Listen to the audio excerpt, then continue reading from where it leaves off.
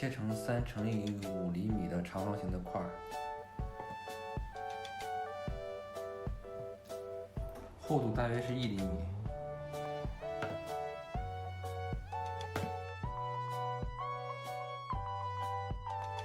我们豆腐块准备好了以后，放在旁边备用。下面我们继续准备酱料汁，将葱切末。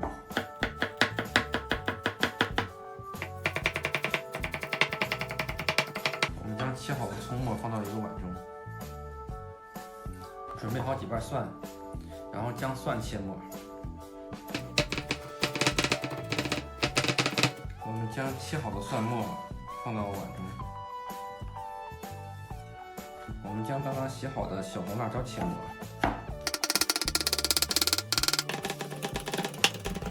我们将切好的辣椒末放入碗中。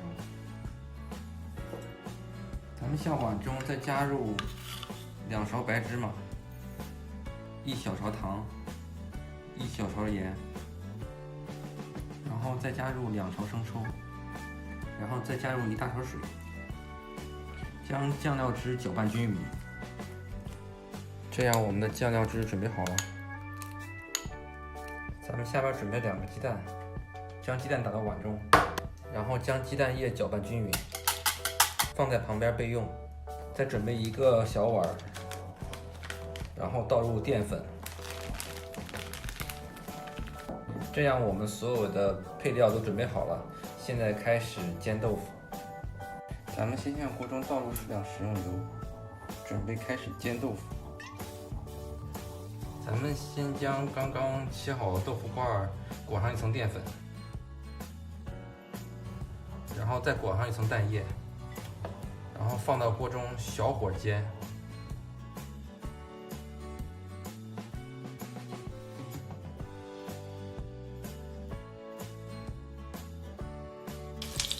一面煎好了以后，将豆腐翻面，煎至2面金黄。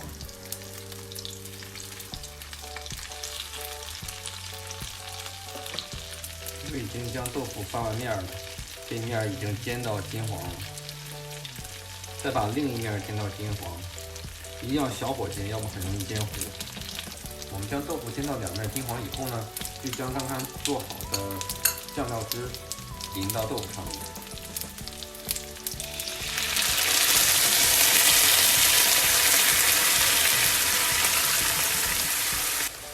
30秒以后就可以出锅了。OK， 30秒到了，这样我们的香煎豆腐就做好了。我们这样做出来的豆腐呢，香嫩可口，非常好吃。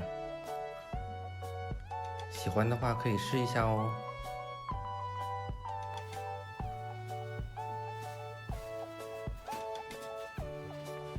我是老李，距离回国和小杨见面的日子还有15天，一定要照顾好自己，记得按时吃饭哦。